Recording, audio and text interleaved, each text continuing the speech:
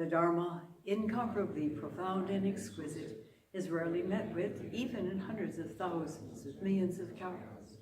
We now can see it, hear it, accept it, and hold it. May we realize the true mind of the Tathagata. Today is the first day of the 7-day sesshin here at Hidden Valley Zen Center in Southern California in June 2018. I'd like to share with you something of a book that recently came out just this past year.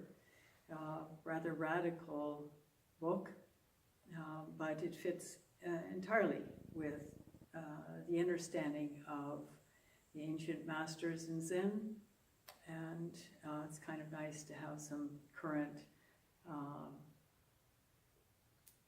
confirmation of this. The book is titled The Patterning Instinct, A Cultural History of Humanity's Search for Meaning. It's by a man named Jeremy Lent. I don't know much about Jeremy Lent, but he is certainly quite a researcher. It's a very thick book. It's about this thick, at least in hardcover. I've borrowed it from our little local Truchas library. And it's quite enlightening in a certain way. From the preface, under the title A Cognitive History of Humanity, this book takes an approach to history that recognizes the power of the human mind to construct its own reality. The power of the human mind to construct its own reality. This is a basic premise of Zen. Then it goes on, because that's only the beginning. Each of us conducts our lives according to a set of assumptions about how things work, how our society functions, its relationship with the natural world, what's valuable and what's possible. This is our worldview, which often remains unquestioned and unstated, but is deeply felt and underlies many of the choices we make in our lives. We form our worldview implicitly as we grow up from our family, friends, and culture. And once it's set, we're hardly aware of it unless we're presented with a different worldview for comparison. The unconscious origin of our worldview makes it quite inflexible. That's fine when it's working for us, but as we realize over and over again, when things are painful, things feel difficult, it doesn't seem to be working so well for us. And the fundamental basis of that worldview is also a personal view, which we call a self-image. He gets into this through all kinds of research into linguistics, into anthropology, into archaeology, into ancient history, into neurology, into psychology, and he presents quite a substantial batch of evidence to support this. In recent decades, cognitive scientists have made important discoveries into how we learn, as infants, to make sense of the reality around us. They've shown that our worldview is based on root metaphors we use to frame other aspects of meaning without even realizing that we're doing it. These core metaphors, which arise from our embodied existence, structure how we conceptualize our world. High is better than low. Light is better than dark. Our life is a journey along a path. What causes us to create these root metaphors in the first place? As we dig deeper into the archaeology of the mind, we find that, unlike other mammals, we humans possess an insatiable appetite to find meaning in the world around us. And this brings a tremendous amount of hope to this. Maybe our assumptions about ourselves and life in the world and existence are buried deep beyond our conscious access. But if we keep asking why, we can crack that nut open and find something deeper and far more free than being caught in these self-created metaphors or self-assumed metaphors.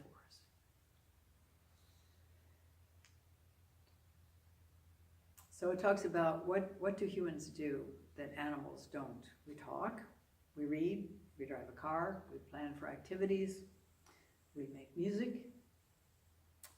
These uniquely human activities require the involvement of our highly developed prefrontal cortex. This is something that animals in general do not have. And the earlier humans, or the hominoids, actually had much, much less of it. It seems to grow as we use it, as things do. Because they involve conceptualizations, these prefrontal cortex-mediated modes of thought may be called our conceptual consciousness. Our conceptual consciousness. And this is why we can't think our way to enlightenment, because it's beyond thought. Our prefrontal cortex is fantastic in understanding patterns, in being able to connect various different things so that we can understand a long, complicated sentence and interpret it and respond to it. But what about those hidden metaphors? What about those assumptions about who we are, what we're capable of, about the world around us, whether it's safe or unsafe, whether it's benign or dangerous, whether we're good or bad, whether we're lovable or hated. These are all things that human beings struggle with. As we've grown and had the experiences we've had, we draw conclusions about ourselves and about the world as a result of that. It's one of the great benefits of the human mind. It's so amazing, really. But are they accurate? In some cases, of course, they are. When I was in the second half of 7th grade, we had moved from Cleveland Heights, which was a very nice suburb of Cleveland, to East Chicago, Indiana, which was an inner city, very challenging place to live. My brother and I got mugged on our way home from school. We always had to walk home from school together because of the danger in the streets. He was in 5th grade in a different school from where I was. I was in an inner city combination junior and high school where the students went out on strike for their knives and guns. My brother's teacher had a habit of throwing ink bottles at students that he was having an argument with. It wasn't quite the same as Cleveland Heights, where we would roller skate to school, share our lunch, go across the street when we had free time, sneak through a hole in the fence into the back acres of a very high-class mansion, an enormous mansion. It was a wonderful wonderland back there. But our next door neighbor,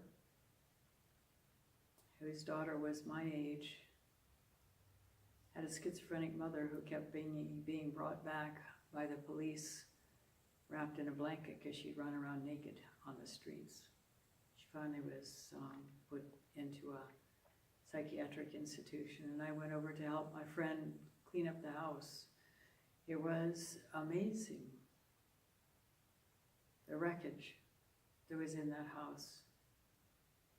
She'd gone berserk, apparently, torn the curtains off, pulled things out of the wall. It was quite something. Her experience of Cleveland Heights was very different from mine.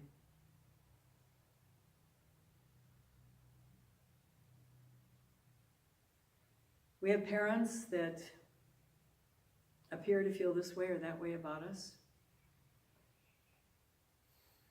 Perhaps because they've got their own stuff going. We have peers in schools. There's a great deal in the news these days about bullying. And in fact, it just came to light how much bullying there appears to be among people in their 80s living in retirement homes. What is it about human beings? What is it about how we grow up, the conclusions we draw, those metaphors, that causes us to act like this, to feel like this, to be in such frustration or pain or anger or whatever it is, to lash out at our fellow human beings, or to hurt our children, or even to murder. Goes down to those assumptions that we draw about ourselves. It starts there. But here we are in a Zendo in Southern California on what is becoming a rather hot day at a time where the electric company has mandated much higher prices for using the air conditioning during what they call peak hours. So we may just simply sit here and sweat, which we did in Japan on a regular basis all summer long with no air conditioning even available. Forget peak hours.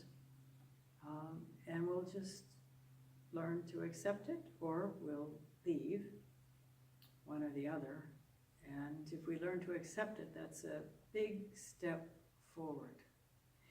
But more than that, here we have this incredible opportunity to take these hours, these days that we can be here, and search deeply within ourselves for the truth that is beyond these concepts, beyond these metaphors, to find out who we really are.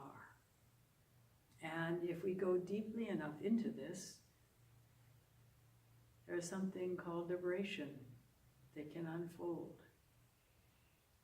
There's a freedom that is innate within us when we don't have to live under the tyranny, because it is a tyranny really, of the self-image, when we can become free of it, when we can comprehend who we really are, that face before our parents were born, a true self. Ramana Maharshi would ask people to ask this question, who am I? Who am I? Really, who am I? The trick is we can't just keep asking it in words. For the practice really to function and to bring us to awakening, we have to go deep within our body and ask it from a wordless place of needing to know. That which drives us to ask why. There's a period of time right around 3 years old where kids say, why? In response to anything that's asked of them or told to them, why? And an answer is given, and the response is, why? Why? Why? And usually in our anxiety to be the good parent, we try to come up with an answer. Why is the sky blue? Well, because God made it so. Or because you're only seeing the blue light because the rest of them are filtered out, or whatever other explanation there is. It robs the child of a chance to really deeply explore. Certain Native Americans understand this, and when a child begins to ask why, they say, go out into the forest. And if you sit quietly enough, the trees and the birds and the sunlight will tell you why. Here we get to sit in the Zendo, holding our posture erect, keeping our body immovable because otherwise we're distracting ourselves from the question, And we can simply drop deep beneath the ideas, the thoughts, the yada yada that goes along through our mind constantly.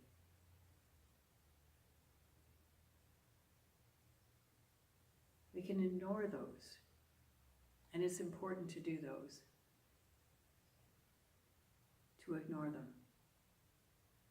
Because thoughts can keep us endlessly entertained, or frustrated, or irritated, or whatever, but they cannot give us the answer.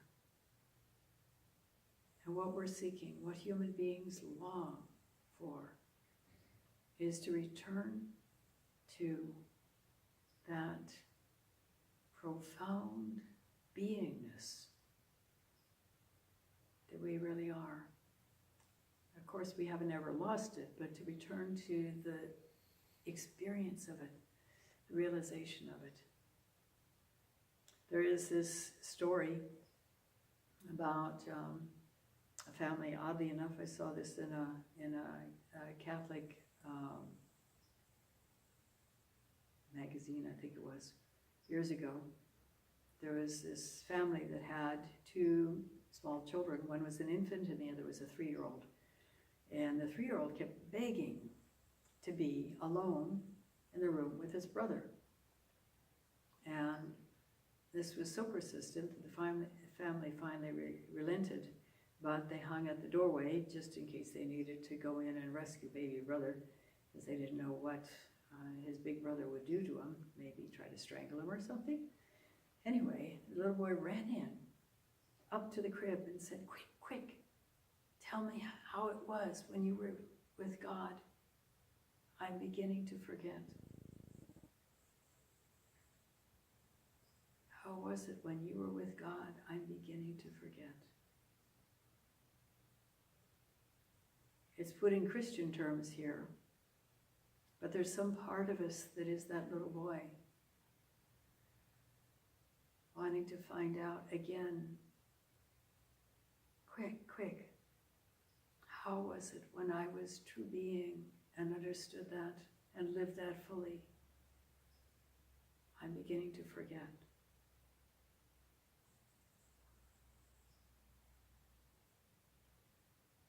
If we apply ourselves to the practice, and the extended out breath is dynamite, it takes us there much faster than anything else can, because it necessarily requires letting go of other distractions if we're to do the breath properly. Naturally breathing out, and then instead of breathing back in right away, breathing further out as far as we can without gasping. And what that requires is a focusing, a presence, and in that, a letting go of alternative endeavors of the mind. And if we do that again and again and again, either with the sense of the koan, not necessarily the words, but the sense of the koan, who am I really? That face before my parents were born, where is it now? We can go deep. And it's important to go truly deep. We may be able to answer some questions about that face before our parents were born. You may have had some level of insight, but we need to go to the depth that will be truly freeing. Truly freeing. And in addition to that, we need to make it live in our life. As we become aware of where we're not living that truth, we need to let go of that habit pattern that prevents that. It's easier when we've seen, but it's still something that is essential. Initially, after a deep enough kensho, and there are definitely various different levels of kensho, seeing into the nature of reality. for a few periods of time, whether it's days, weeks, months. We inhabit that freedom fully. We live it. But then the old habit patterns of behavior come rolling back in. And then we need really to work on those. Because it doesn't matter how deep our kensho is, or how many kenshos we've had, if we can't live that truth fully, it's not worth anything. It's like watching a movie. We have, all of us, that potential within us to go profoundly deep, to let go any ideas of who we are, to be able to live in humility and generosity and compassion, and to work increasingly to doing so. This is why we took birth.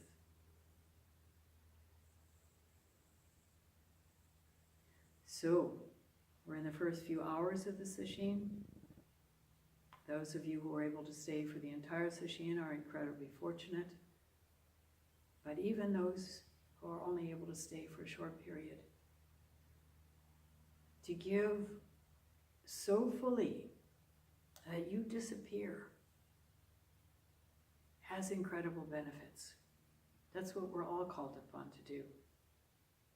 And for those of us who are staying for the full 7 days, it's equally important to give ourselves fully in each moment, and not just to say, well, 7 days I can meter it out. That doesn't work. That's a waste of sesshin. So please, everyone, do your best. It's worth it. It's not easy work, but it's worth it. Thank you for listening. We'll stop now and recite the